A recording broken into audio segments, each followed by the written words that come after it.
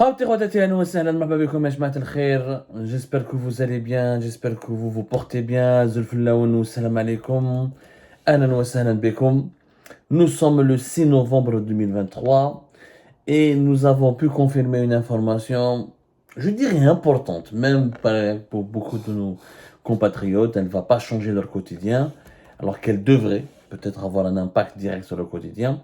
Mais c'est une information qui a du poids parce qu'elle indique un certain changement dans la manière avec laquelle Abdelmajid Tebboune a envie de terminer son premier mandat présidentiel et avec laquelle il doit se préparer aussi, la manière avec laquelle il veut se préparer pour les prochaines élections présidentielles. Alors, Abdelmajid Tebboune, après avoir effectué une première visite le 29 octobre dernier à Djelfa, la prochaine étape de Abdelmajid Tebboune en tant que président de la République, dans une visite de terrain et d'inspection, ça sera la wilaya de Tindouf. Nous avons pu confirmer donc au cours de nos investigations que dans les prochains jours, la présidence algérienne va annoncer ou l'a organisé une visite d'Abdelmajid Tebboune à Tindouf, probablement selon nos sources, mais rien n'a été encore confirmé officiellement. Nous sommes aujourd'hui le lundi, Balak à partir de mardi ou là, après-demain mercredi, il va y avoir une annonce officielle où là, le départ de Abdelmajid Tebboune à Tindouf pour une deuxième visite de terrain après la wilaya de Djelfa. Abdelmajid Tebboune va aller à Tindouf pour rompre avec la monotonie de sa gouvernance et l'une des défaillances majeures de son premier mandat présidentiel qui est son absence catégorique et quasi permanente du terrain. Voilà, enfin Abdelmajid Tebboune part sur le terrain. Il a choisi la wilaya de Djelfa, l'une des wilayas Kinalia, l'une des 5-6 wilayas les plus peuplées du pays et la plus importante wilaya de l'intérieur du pays. Tindouf, c'est une wilaya symbolique, stratégique. C'est une wilaya malheureusement une région hyper militarisée parce qu'elle est à la frontière marocaine. C'est une région qui nous rappelle toujours le conflit algéro-marocain depuis la guerre des sables au roi. C'est une région qui abrite les camps de réfugiés de la population sahraouie, du Sahara occidental, le fameux conflit qui empoisonne le Maghreb et qui empoisonne particulièrement les relations algéro-marocaines et qui alimente le conflit algéro-marocain en permanence depuis les années 70. C'est une région aussi importante parce que c'est là où Abdelmajid Tebboune a voulu lancer l'un de ses projets industriels les plus importants, les plus stratégiques de son mandat. C'est le fameux projet de l'exploitation des mines de fer de Rarj Bilet. Alors, on va parler petit à petit. Tebboune, à travers ses visites de terrain, Tindouf n'est qu'une étape parmi tant d'autres. D'ici la fin de l'année, il y aura d'autres wilayas. D'ici le début des élections présidentielles, d'ici la campagne électorale des élections présidentielles de décembre 2024, Abdelmajid Tebboune va réinvestir le terrain. Et Abdelmajid Tebboune, son objectif maintenant, il est clair, rattraper tout ce qu'il a pu ne pas faire, tout ce qu'il n'a pas pu faire, tout ce qu'il n'a pas fait, ou il a rattrapé tout le temps perdu en 2020, depuis le début de son mandat présidentiel, et corriger cette défaillance majeure qui est son absence sur le terrain. Je rappelle qu'Abdelmajid Tebboune, 2020, intronisé, désigné comme président de la République fin décembre 2019. 2020, il y avait la Covid, pandémie de la Covid. Le Hirak ne s'était pas arrêté jusqu'au début de la pandémie de la Covid en mars 2020. Ensuite, il est tombé gravement malade. Fin septembre 2020, il chope le coronavirus Covid-19. Octobre 2020, il a été évacué en urgence en Allemagne, où il est hospitalisé jusqu'à fin février 2021. Il ne s'est pas rétabli parfaitement de sa maladie jusqu'à pratiquement début de l'été 2021. Ensuite, il y a eu la guerre en Ukraine en 2022 et il n'a jamais pu se rendre sur le terrain. Son état de santé ne le permettait pas, sans son agenda. Le Hirak, qui avait repris en février 2021 et qui ne s'est pas arrêté jusqu'à fin mai 2021. Donc, il y avait Abdelmajid Tebboune, 2020, 2021 jusqu'à 2023, avait pour seule priorité de consolider son pouvoir à Alger, de construire sa forteresse à Alger, d'éliminer le Hirak, ensuite de revenir en force et de se rétablir après avoir flirté avec la mort à cause du coronavirus Covid-19, ensuite d'imposer son pouvoir au plus haut sommet de l'État algérien et de s'imposer comme le président détenteur réellement du pouvoir en Algérie. Maintenant, là on est en 2023, fin d'année 2023, il veut réinvestir le terrain. Voilà le processus de gouvernance de Tebboune. revenir sur le terrain ou aller sur le terrain, parce que la Majid Tebboune n'est pas allé sur le terrain jusqu'à 2023, c'est une bonne chose que nous saluons et que nous estimons qu'elle était nécessaire. Nous sommes même trop tard. C'est vraiment tard pour un président d'attendre. C'est pas normal d'avoir attendu 4 ans. Au bout de 4 ans, il fallait attendre la dernière année pratiquement de son mandat présidentiel. Nous sommes dans le dernier virage avant les élections présidentielles 2024 pour que le président de la République se rappelle de l'existence d'une population, des régions de l'intérieur du pays et de la nécessité d'aller faire des visites de terrain et d'inspection. Le problème de Tebboune, c'est que pendant ces visites, ça ne sert à rien. Ça sert à rien. C'est préjudiciable. Et c'est même pas crédible. Et c'est même, ça porte le disque, ça jette le discrédit sur Tebboune et ça le met mal à l'aise et dans la gêne d'aller dans des régions s'il n'y a pas de quoi, ce qu'il faut pour inaugurer. Un président, quand il se déplace dans une région, il est censé inaugurer des infrastructures, lancer des projets, parler lancer un processus de croissance dynamique, de développement dynamique, donner l'impression au moins que sous son règne, sous son égide, le pays se développe. شفنا هنا في Djelfa, voilà, la population algérienne était quand même choquée par certaines images. Planter un arbre, un wali peut le faire. Un ministre de l'Environnement peut le faire. Le déplacement d'un président de la République, d'un chef d'état-major à Djelfa, finalement a été accompagné par quoi? Mis à part la nouvelle gare ferroviaire et 2 ou 3 nouvelles infrastructures très modestes, dont un centre anti-cancer, c'est pas fameux. C'est-à-dire que Tebboune constate lui-même, commence à constater qu'il lui manque un bilan. Il est en train de faire la pression, d'exercer beaucoup de pression sur son gouvernement, sur les Wali, pour accélérer, pour construire le maximum de projets locaux, afin de s'offrir un bilan. Fidjilva, on est désolé, barrage vert, ça existe depuis les années 70, c'est pas son idée, ça nécessitait pas vraiment le déplacement du président de la République, une gare ferroviaire, ça ne crée pas beaucoup d'emplois. Elle est belle, la gare ferroviaire de Djelfa, mais voilà, elle n'est pas non plus exceptionnelle. On aurait aimé, normalement, les années Bouteflika, quand un président se déplaçait, s'il y avait beaucoup de logements distribués, de nouvelles routes, des carrefours, des véritables infrastructures, des zones industrielles, des usines. C'est pas encore le cas avec Tebboune. Peut-être que ça sera le cas. Peut-être que Tebboune va insuffler une dynamique. Ça, on le voit. Là, il faut toujours accorder le bénéfice de tout. On n'est pas dans la radicalité, on n'est pas dans l'opposition radicale. On est dans l'opposition constructive. On est dans l'enquête, on est dans le journalisme, on est dans la critique constructive. On n'est même pas dans l'opposition. Je ne suis pas un opposant, je suis un journaliste. Je ne suis pas un militant, je suis un journaliste. Je constate, j'analyse et je donne de l'info. Ce que je constate, c'est que ces visites de terrain, c'est une bonne chose. Enfin un réveil. Enfin un sursaut, mais il n'y a pas de bilan. Il faut qu'il y ait un bilan. Tebboune ne pourra jamais regagner une crédibilité, redorer son blason, ou retrouver un certain prestige, s'il ne fait pas de la pression, et s'il ne contraint pas son gouvernement à lancer rapidement et à concrétiser de véritables projets. Comme un exemple, Tebboune qui a Tindouf, où est-ce qu'il y a Tindouf? Combien de logements ADS seront construits? Est-ce qu'il y a une zone industrielle à Tindouf? Est-ce qu'il y a des hôpitaux qui vont être inaugurés à Tindouf? Est-ce qu'il y a une nouvelle ville à Tindouf? Le seul projet, c'est Kharj Bilad. Or, Kharj Bilad est un projet utopique.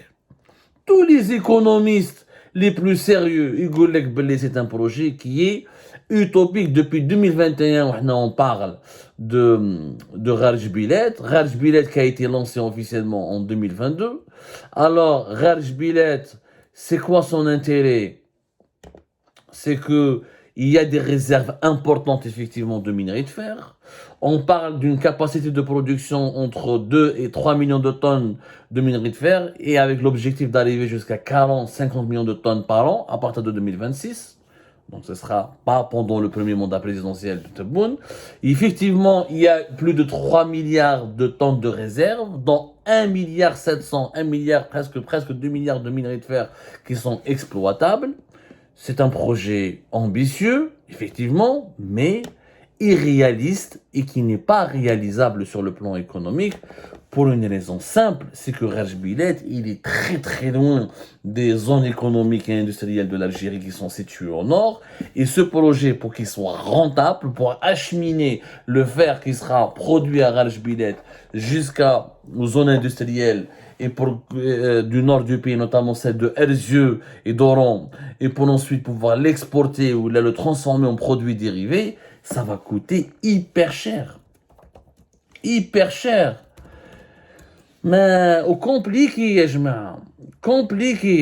depuis fin juillet 2022, il a été lancé officiellement Rajbilet. Alors, les Algériens ignorent certaines informations. Pourquoi ce projet, tant porté par Tebboune, ne lui portera pas beaucoup de bonheur et ne lui permettra pas de s'offrir un bon bilan. Tebboune a malheureusement fait de mauvais choix en pariant sur des méga projets qui ne seront pas... Troller le projet du phosphate à la limite de Tbessa et de Sokaras, qui date depuis l'époque de Bouteflika, je te dis oui. C'est un projet réaliste et réalisable. Parce que Tbessa, Sokaras, c'est pas loin de Annaba, où il y a une côtière, c'est pas loin de Skikda, qui ont des zones industrielles, où il y a déjà un petit écosystème industriel qu'on peut développer avec des investisseurs étrangers pour développer une véritable filiale du phosphate. Mais Rajbilet, il est situé à 130 km au sud-est de Tindouf. C'est encore plus loin que Tindouf. Il est plus proche de l'océan Atlantique et des côtes marocaines ou du Sahara occidental, qui est à 380 km de l'océan Atlantique.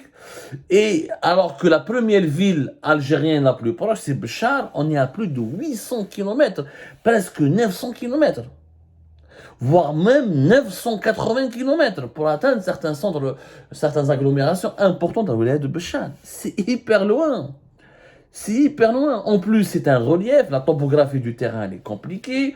C'est 400-600 mètres au-dessus du niveau de la mer. Des études ont été réalisées les années 70 par des Français, par des sociétés françaises. Ils ont tous convenu que la seule solution pour que l'exploitation des mines de fer de Rajbilet soit rentable, il n'y a que deux solutions. Ou bâtir un écosystème et relier à travers des infrastructures de transport Tindouf à la Mauritanie, notamment du côté de Nouadhibou, une ville qui est située sur la côte atlantique au nord, dans le nord de la Mauritanie, ou là, de relier la côte atlantique du Sahara occidental à Rajbilet, qui est à 300 km et quelques. C'est les seules solutions techniques et logistiques qui ne sont pas coûteuses et qui permettent d'exploiter rapidement et de façon rentable le minerai de Rajbilet. D'ailleurs, je vous rappelle, tellement le Maroc et l'Algérie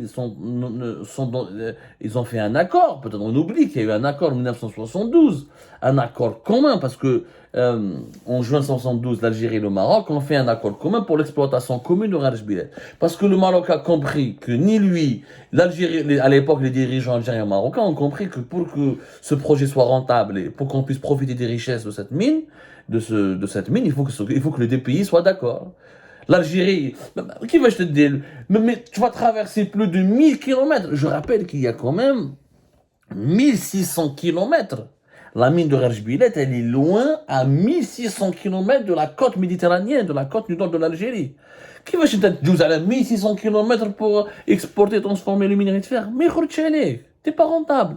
L'avenir de Rajbilet, il aura une rentabilité où là, il aura un avenir uniquement si le Maroc et l'Algérie décident de faire la paix, décident d'enterrer la hache de guerre et d'aller vers une intégration régionale et de créer des projets, des infrastructures économiques communes.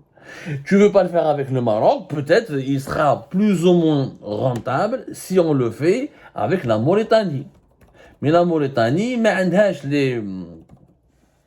عندهاش la capacité financière. Elle n'a pas de capacité financière encore, etc. Mais voilà, il y a encore, Nouadhibou, c'est très loin, c'est 2000 km, la même chose. Mais la nature du relief, la topographie, si la Mauritanie investit avec l'Algérie, etc., ça sera possible. Mais la meilleure solution, c'est d'utiliser les côtes atlantiques du Sahara occidental. Ce n'est pas possible, l'Algérie ne veut pas reconnaître la marocanité du Sahara occidental, l'ONU n'a pas encore réglé ce problème, l'Algérie veut un référendum d'autodétermination, le plan d'autonomie marocain a du mal à exister, à être concrétisé, le conflit s'embrase et Rarj Bilet, il est condamné dans ces conditions. Qu'est-ce qu'il faut pour exploiter le Rarj Bilet? C'est pas moi qui le dis. Des études ont été faites et des chiffres ont été donnés par les autorités algériennes. Il faut pas, par exemple, pour transporter le minerai de fer, il faut bâtir un train. Le projet, il est là. Il faut 3 milliards de dollars pour une ligne de train développée et sécurisée et conforme aux normes mondiales de Tindouf jusqu'à Béchar, plus de 800 km. 3 milliards de dollars pour développer toutes les infrastructures de transport de Tindouf jusqu'au nord du pays, jusqu'à la wilaya d'Oran par exemple, il va avoir un coût de plus de 6 milliards de dollars. On parle de 6 milliards et demi de dollars. Il faut acheter des trains, il faut des rails, il faut faire des travaux, il faut faire du forage, il faut viabiliser les terrains, il faut ramener les infrastructures énergétiques, il faut sécuriser ce train. C'est énorme. C'est beaucoup d'argent. 6 milliards et demi de dollars juste pour le coût du transport. Il faut savoir que l'Algérie ambitionne d'exporter 1,1 milliard de dollars de minerais de fer. Pour le moment, les minerais de fer, les produits sidérurgiques, tout ce qui est dérivé du fer. Pour le moment, nous avons des exportations de moins de 1 milliard de dollars.